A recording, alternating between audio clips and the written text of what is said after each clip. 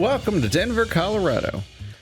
I just kind of warped here. I was gonna walk over there off camera and just meet up with her, but there's stuff here as it turns out.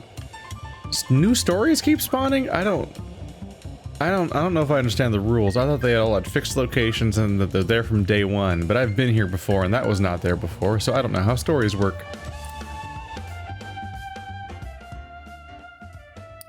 Works through a long, strange story about the Leatherman who haunts Connecticut. Dang. Thought it was a funny story, now he's a haunting? But it seems like they never changed categories, so is it still funny even though it's about a haunting? You walk along the tracks for an hour, toward the smell of the coal baking in the sun. The train is idling at the station, sputtering, exhausted. A child paces up and down the line of black carriages, clutching a bundle of rags to her chest. She cranes her neck, figuring the height of the cars. Hello. You scared her half to death. She stares, absolutely petrified as you approach. "It was an accident," she whispers. Look down. All you can see in the heap of blankets she carries in her arms is the infant's tiny leg, pale and blue. Uh-oh. Accidental infanticide. That's... Goodbye. Goodbye. I'm gonna go over here now if you don't mind. Stop for me, please. Please. I've got so much walking to do. I'm very far from my destination. I mean, as far as you can be. Can't be that far in this game. It's not a huge map, thankfully. By my estimation, it feels like beating the story might take 10 to 20 hours based on how, you know, your methodology and all that. But being completionist, that might take 60 hours. That might be like a full-on JRPG campaign. Like that's intimidating. They're not stopping for me around here. Should I have to cross the river again? I don't want to take this road anyway. Oh my god, I'm here. It's gonna be Santa Fe, isn't it? I found my way back to Santa Fe again.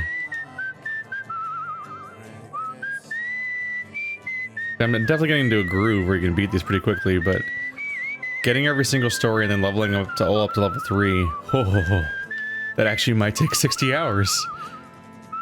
It seems like this game would find a good home on the Switch, which I think it's being ported to or just came out on or something. Because the thing I first made me aware of this game was that I got a PR email about it being ported to various consoles. I think that included the Switch. Like, new revival for this game. I was wrong. This is Shiprock or whatever it's called. Yeah, the place I have a teleport. I could have teleported here if I remembered where it was, but it's not on the map. So I think I'd recommend the Switch version the most, because just being a fun little game to poke around on to kill time from time to time, that probably serves this game pretty well, actually. Having a dedicated, like being dedicated to actively progressing in it and playing it like the way you play a normal game, or whatever you want to, or you know, whatever you want to call like a standard game, might do it a slight disservice. Whereas being a game that you kind of open up, almost like a coffee table book, like one that you just kind of page through when you feel like it, might actually serve it better. Like, I've got some time to kill. I'll walk around in my weird skeleton game for a couple minutes while I'm waiting in this lobby. It probably actually really fits the Switch really well.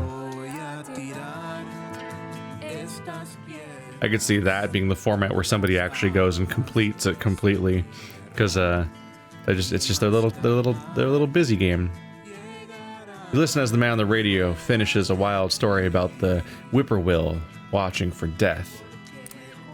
But now it's a whippoorwill that predicts and watches over the soon to die. This guy wasn't here before either. They've taken over a booth at the roadside diner, tables strewn with papers and forms. He's in shirt sleeves, revolver hanging loosely off his chest. She's in a moss green dress from 2 seasons ago and a felt hat that's begun to warp. You slip into the booth next to him. "Tell me again where you saw him last?" he asks. "He was in the car with me. We were just driving down the road." "So where did you stop the car?" he asks. She sounds exasperated. "I told you, I never did." They have the same accent, same drawl from somewhere in North Texas or Oklahoma. But his is subtler, although he's been trying to shake it for a few years. Let's take a look. You notice, for the first time, how handsome they are together. How much like a detective movie. But her face is broken by distress. "We were going 40 miles an hour when he vanished. All I saw were those damn lights." In the baffled silence that follows, you find your cue to leave. Strange lights, missing people in the desert. Oh. Oh, hey, I'm at Four Corners. Oh, is that the significance of Shiprock? Maybe. Maybe. For those of you that aren't American, this is just it's a minor landmark. There's not really much significant there.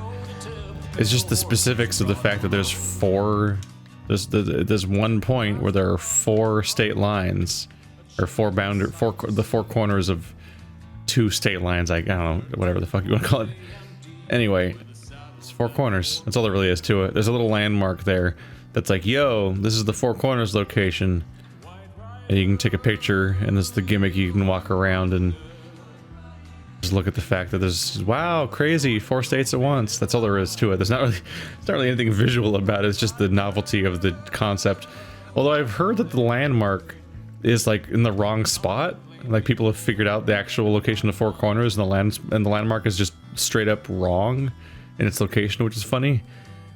But there's a few jokes that come up here and there. Like, there's a Simpsons episode where there's 5 different sets of police officers in different uniforms from different states, all pointing their guns at one perp that's like going back and forth between all 5 states. Because in the Simpsons episode, it's 5 corners. And it's like he's going back and forth between everyone's jurisdiction, and they're trying to figure out who's going to get him and stuff.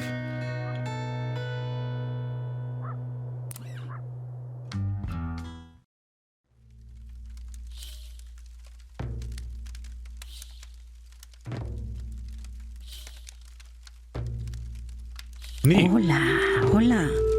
Welcome. Sit if you like. The road is hard, and it's good to see a familiar face.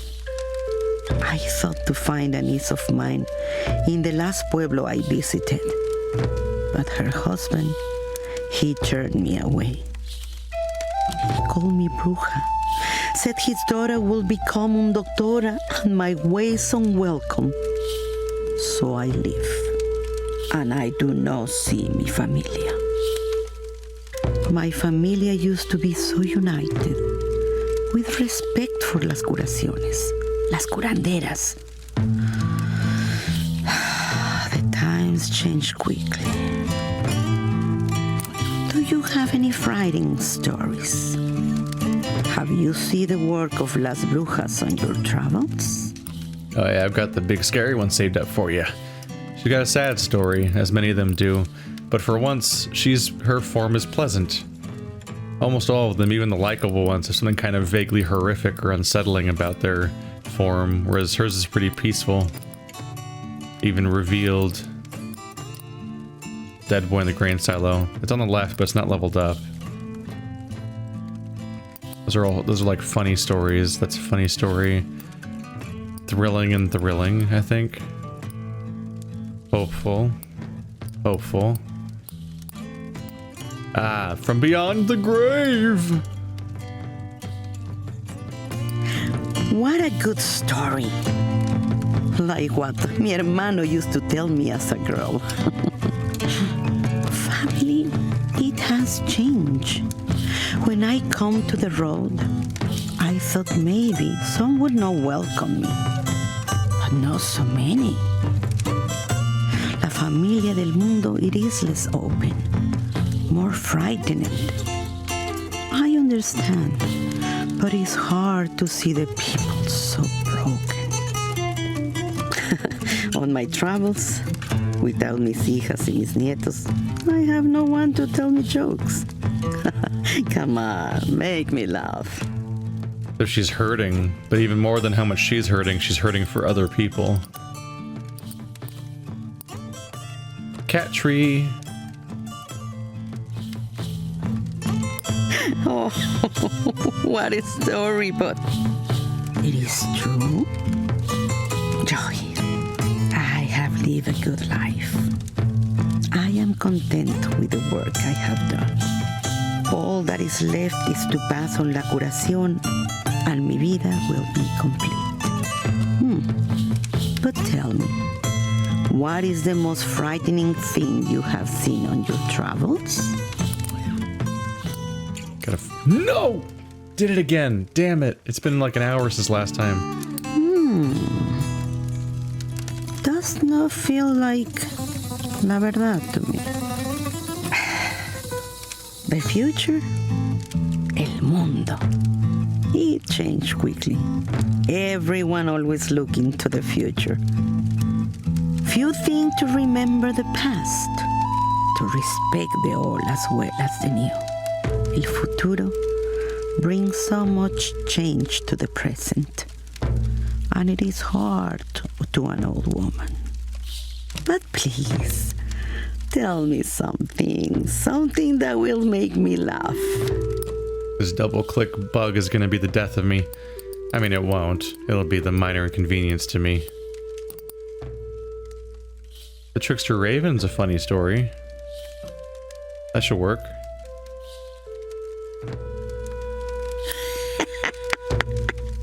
And that story will make Miss Niñas laugh too. I will remember it.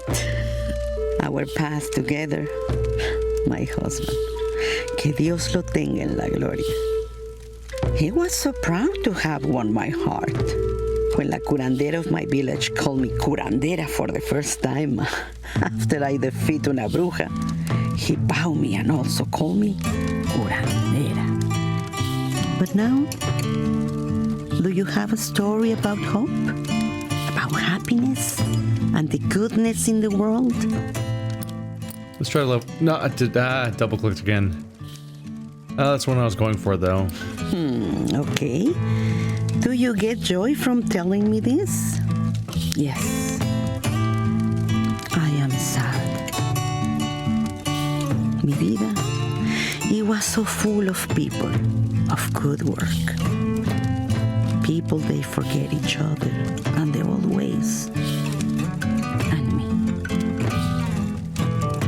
All I have left is la curación for those who will take it. I am the last of my brothers and sisters, the oldest of my family. I should be la doña, head of my family, of my village. Una curandera who has trained at least one apprentice into a curandera. Instead, I am a simple and old woman who wanders alone. My ways, the ways of old, they are being left behind like me. Is it the same for you? Are you being left behind by the world? Oh, she's sad. I want to hug her. She just seems so wholesome and welcoming. Her primary... Okay, weird loud car, go away. Okay, is there a upgrade over here? Yeah, there is. Her primary worry isn't even for herself, but for the people who are hurting.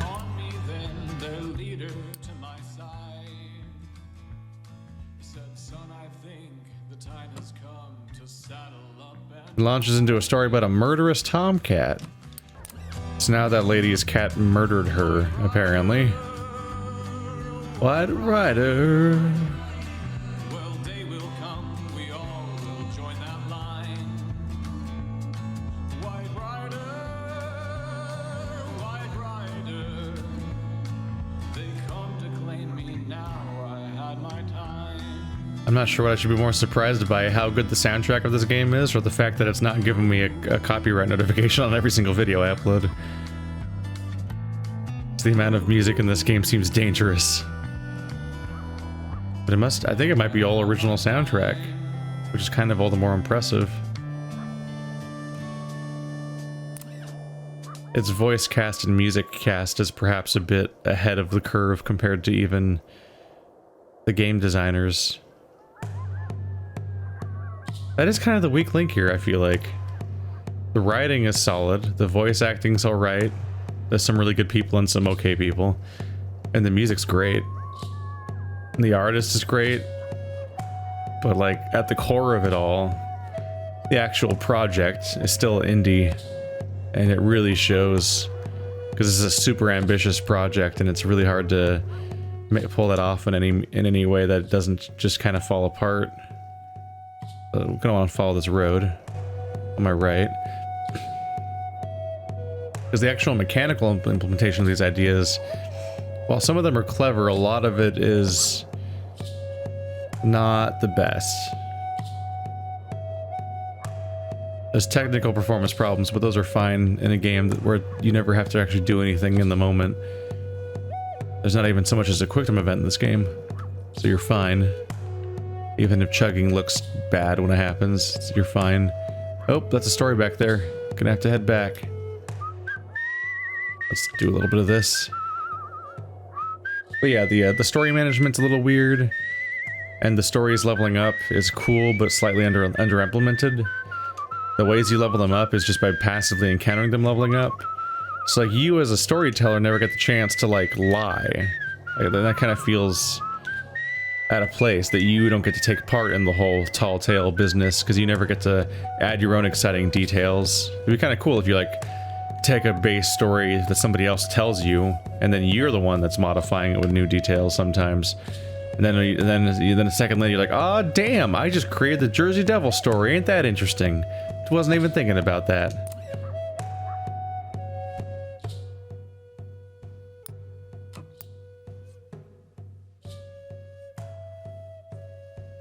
Ah, damn it, I accidentally skipped it. The dead boy in the grain silo became the tyrannical farmer who's shit.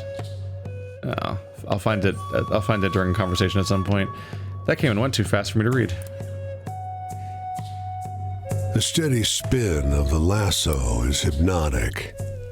"Help me out here," says the man. "I've been hunting this horse a long time. Extra pair of hands will make sure she doesn't get the better of me." Why this horse? "She belonged to someone who wronged me. Butch slipped out of this world before I could square things between us, but damn did he love this horse." He grins. "If she bucks real hard, haul on the rope. Buy me some time." What do you do with her? "He's dead. His old crew, though, they're still around. They'll bust a gasket when they see me ride in on his horse." His hand hovers over the handle of his knife, and then he grins. "Let's get this done." He's gonna kill the horse afterwards? No? He ignores you or doesn't hear. The lasso loops around the horse's neck on the first throw. The rope's in your hands before you realize he's put it there. He slips smoothly onto her back and grips with his knees. She fights, though, bucking hard enough to jar him loose. Drop the rope. He slips, tumbling into the dirt, and narrowly avoids being trampled under her heels. The man rolls to his feet, pulling the knife. "Fucking hell! You stupid or just got a death wish!" It's time to run.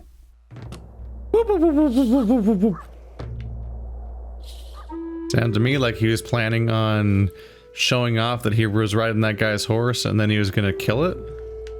Bye. I'm out. Definitely one of the more under-implemented mechanics is the survival mechanics. There's a sleep meter, a money meter, and a food meter, or a health meter, I guess. And each of them has 3 states. 1, 1/2, and 0. But every single time, as far as I can tell, every single time that you share a campfire, your health and your sleeping and food statuses, or I don't know, everything except for money resets to full, which makes them comically easy to maintain to the point where they might as well not exist in the game. It extra feels like they shouldn't exist in the game because I'm a skeleton boy. It's supposed to be the whole point. I'll make you a special skeleton. I'll strip you of your flesh so that you can travel further and better and all that, is what he said. Something like that. But then I still have to eat, and also the road that I was just at isn't on the map. That's weird. I wonder what's up with that. Yeah,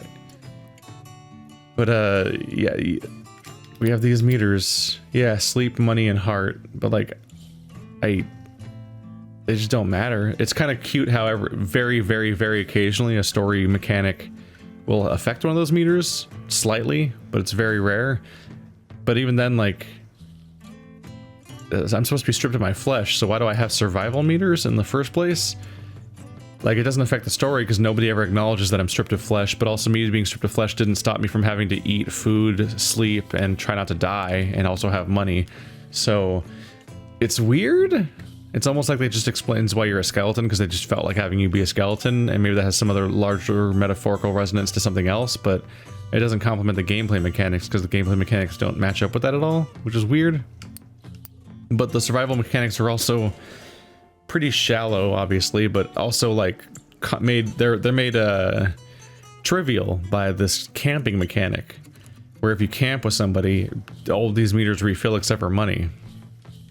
So if I'm just constantly seeking people out, which I'll remind you is the main objective of the game anyway, you just never starve. I've died once so far, and that might be the only time I will ever die, if I were to guess. A small metal figure of a horse, tied with a red ribbon.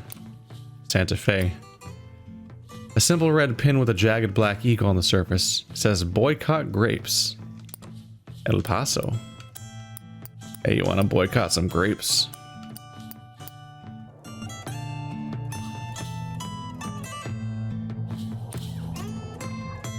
The strains of ragtime rise from an almost tuned piano. At the bar, an older woman, dark-haired and striking, toys with her cigarette holder. "Hope you don't need lodging," the bartender tells you as you sit. "The hotel's haunted." At that, the woman chuckles. Why'd you laugh? It's an old story. Way they tell it, there was a lady living on the 5th floor. She liked to have a good time. Now, she had a boyfriend who didn't like that so much. Got jealous. One day, she disappeared. Can you guess what they found in her room? What? She grins at you. No one. Just a pool of blood. And a note from the boyfriend saying she'd be sorry if she didn't listen to him. He got arrested. Couldn't prove anything without a body, but he stopped drinking after that. Maybe even stopped being mean. You think he did it? Maybe. She laughs. I doubt it, but it scared him good. Some fool hotel maid thought she saw the lady in that room after. Now everyone says it's haunted. She laughs. I'll tell you a secret, though. If I'd have known what would happen, I wouldn't have gone back for that necklace. The woman who staged her own murder. Sneaky, sneaky.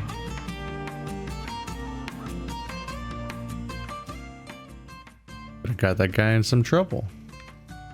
Maybe did. Let's get back to that road. She was really in the middle of nowhere, wasn't she? Had to diverge from the path to get there. There we go.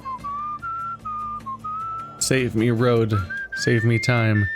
I do feel like Death Stranding and this game are like two halves of like a really good game. Death Stranding makes the act of traversal interesting, whereas this game makes the writing interesting from moment to moment. Like all the filler writing. Because Death Stranding has so much, the majority of the writing in Death Stranding is filler writing, and it's boring. And the majority of this game is filler writing, but it's engaging, and you're like, oh, what's going on here? Oh, it's this little story. All these little throwaway stories are engaging, which they should be. All of the filler stuff in Death Stranding is entirely mechanical and functional in its purposes, which is not really the only job a writing should be doing. Writing should also be engaging and enthralling and all that, and not just raw exposition in the most functional, literal sense. Because Death Stranding's story is actually really engaging whenever there's an actual cutscene playing, but that's such a tiny part of the game. Meanwhile, the game talks so much, and that talking is not well delivered. But that game makes the traversal interesting. In this game, you just walk. There's cute details of paying this or paying this person to travel somewhere, or sneaking onto a train, or hitchhiking. Those are nice little details, and there's a weird little rhythm game for whistling, but I don't want to whistle because it overrides the good music, but also it's just not that engaging. It's just a little bit of busy work when you're otherwise just walking. They're both, the two meeting in the middle would be interesting. Las Vegas. Now we're in a place I've been to before a few times. I've driven here and I've flown here, and boy is the drive boring. It's a lot of, you hit the point, that one stretch where it's like, congratulations, you've hit the part of the desert where there's nothing here. And once there stops being anything in the desert, that freeway just becomes a straight fucking line. Because normally freeways are maneuvering in all these different curving patterns to get to this city and that city and go between those mountains, and there's a combination of city planning where it deals with like connecting important locations while also avoiding various natural hazards and obstacles and so on. But once you get to the middle of the desert, there's no cities around and there's no obstacles around, so that freeway just stretches off in a straight line, and you just keep driving and driving for hours as you very slowly, imperceptibly, the mountains behind you get smaller and the mountains in front of you get larger at a rate you can't even process. So it feels like nothing's moving at all except the scrolling road under you. And you just really hope that you have good company or good podcast to get through it. The neon-gilded main streets thronged with revelers. You pass beneath a glittering marquee onto a dazzling casino floor. A croupier stands behind a red and black wheel, wearing a spotless suit and an easy smile. He winks as you approach. Care to place a bet? No, thanks. He shrugs. Gambling's been good for us. Revitalized this town. A woman, glassy-eyed, approaches. Her man stumbles slightly, clutches at her arm. Bet it all on black! She shouts, tossing a handful of chips onto the table. The croupier smiles. Nothing but the tick-clack of wood as the ball jumps from red to black and back again. It comes to rest in the cradle. Black. The croupier smiles, strained. The woman whoops.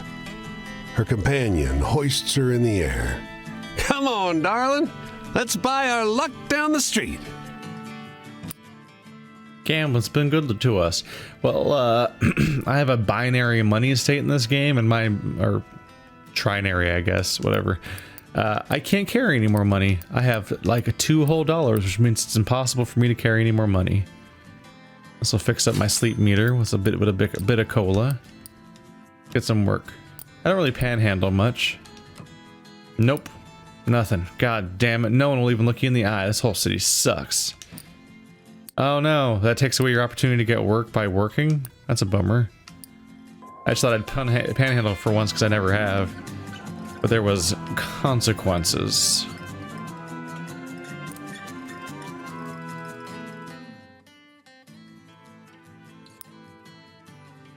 They launched into a group recitation of the wandering man murdered by his romantic rival, interrupted one another on their excitement to tell it. The dead man in the abandoned rivalry is his rival? That's the new version? I suppose. He just kind of died. You fear your feet will sink into the dry emptiness of the Great Basin. Every step is a syncopated crack of dried ground and salt underfoot. Even the vultures avoid this wasteland. Was there a road you were supposed to be following? Your throat has gone numb. You're not sure you ever had a tongue. The lonely iron-colored rock rising from the ground is the first thing you've seen in days. The air around the stone shimmers drunkenly in the roasting heat, distorting a figure standing before it. A rider, white from the tip of his hat to the slender legs of his horse. The buttons on his coat glint silver in the sun. Dust doesn't cling to his pressed white trousers. You're tired of ghouls and very near done with psychopomps. Time contracts in the heat. Suddenly, he stands all too close. Move towards the rider. Some croaking noises clatter out of your mouth as you beg for water, but he doesn't hear you. He's not here for you. You slide down to your knees as he rides on towards someone else. Ahead, on what passes for a trail, another horseman, face down on the ground, ragged and empty. His horse dead a few steps before the spot where he was pitched into the sand. The white rider canters toward him, slow but unerring.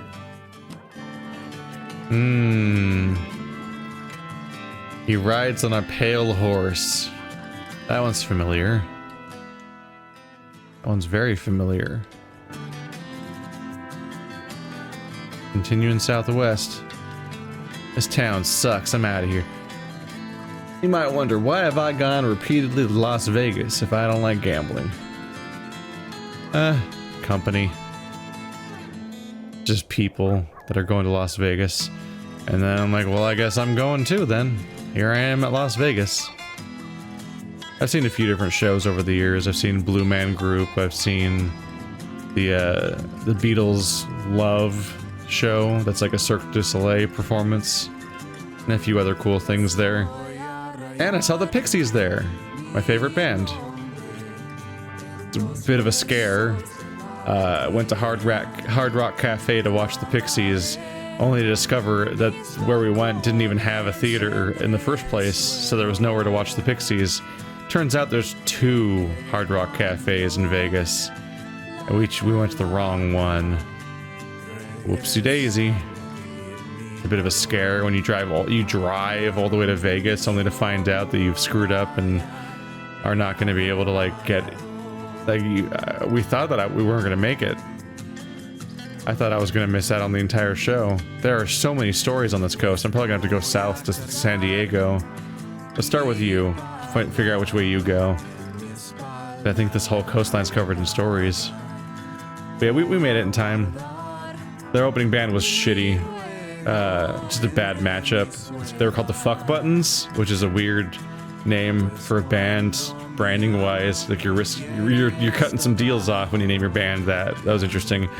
But they just did electronic music non-stop, no transitions between songs. It was just kind of a droning, continuous music spitscape, just going forever. And then they were done and they left, and I'm like, alright, weird band to have as the opening band of the Pixies, but okay.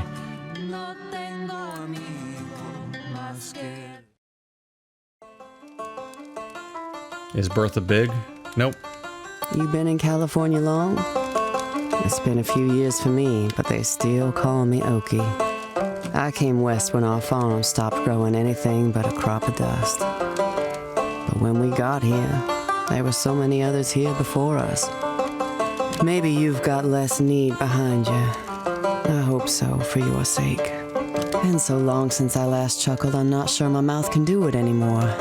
Can you tell me a story that'll make me laugh? Boy, howdy can I.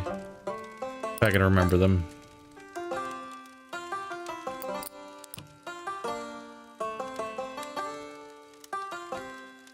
That one turned out to be a happy story? It did, didn't it? Or am I misremembering?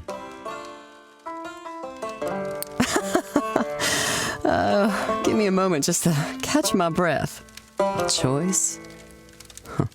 Most of us don't have many choices what we do. We don't have enough to give away. Anyway, I'm looking for a good laugh. Do you know any funny stories? Seems to be a marathon of women that want me to help them laugh.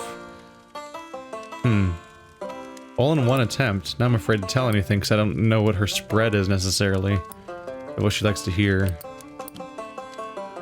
What's level? You're level 1, I think. Let's get you started. You can't spook me like that anymore. I had trust. The way my mother raised me. Someone comes to your door, you give them a bite to eat and a place to sit down. Made me think the world was full of people who'd do that for you. But when the dust starts blowing off the ground, the hospitality goes away with it. I had to learn no one was gonna do that for me, and I couldn't afford to do it for them either. I've had a hard day. Do you know any hopeful stories to cheer me up? So avoid hopeful and funny.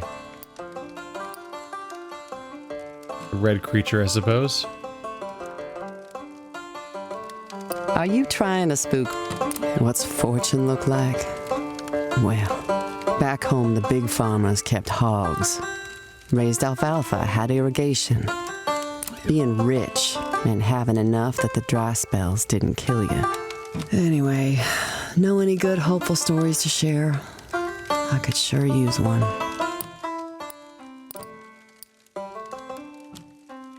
Evil cat, rawr. Are you trying to spook me with that? Death. Yeah, I've seen death. Back home, we used to have a big cattle barn. Along comes a twister and picks that barn right up a half a mile in the air. What rains back down is all little pieces of wood with nails in them. Anyway, know any good hopeful stories to share? I could sure use one.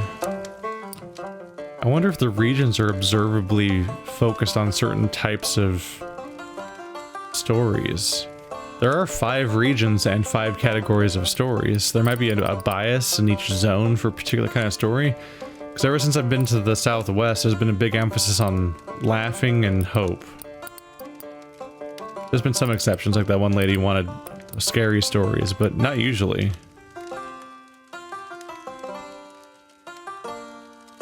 Huh. And that's the saddest one you got? Travel. When I left home, you couldn't walk anywhere without taking a big cloud of dust with you. All that just came right along on the journey. After we'd been here a while, my husband wanted to go back to Oklahoma. But I knew there was nothing for us there anymore. I said I wasn't going back there to starve to death. So he took the girls and went without me. And now, I'm going my own way. Down the road this way, actually, to the next job, on and on and on.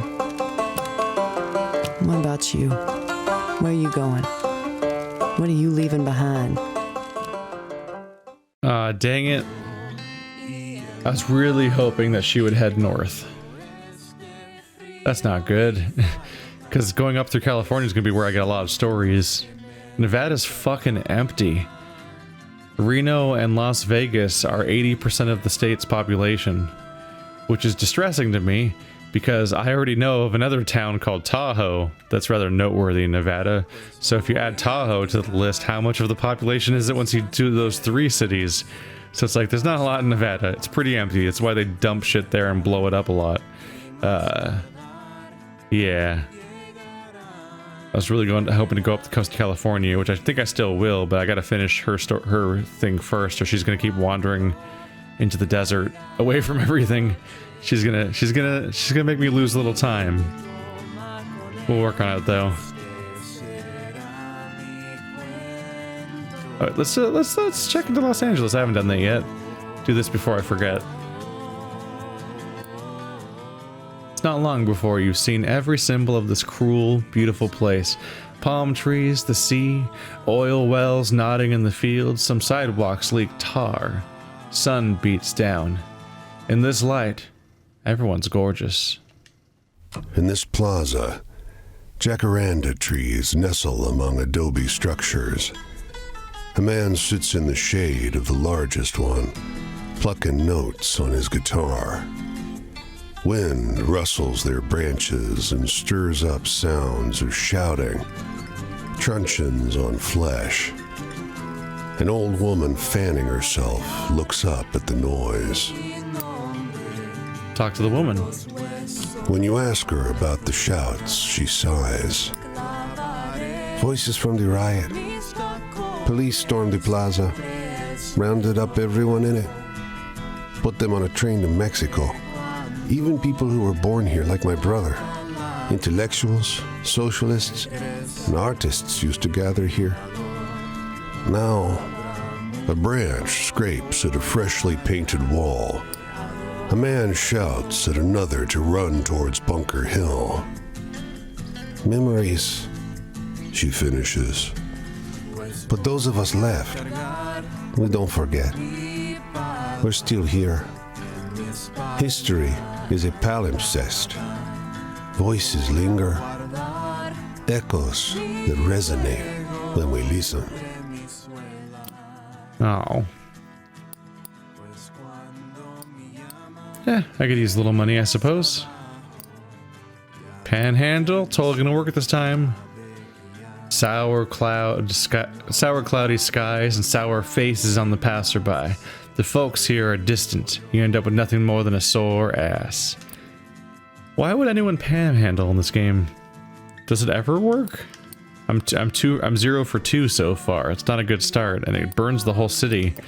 Meanwhile, the act of seeking work doesn't actually cost me any more effort because all I'm doing is clicking on something and reading. I don't know why. I don't know what the incentive is necessarily. Oh well.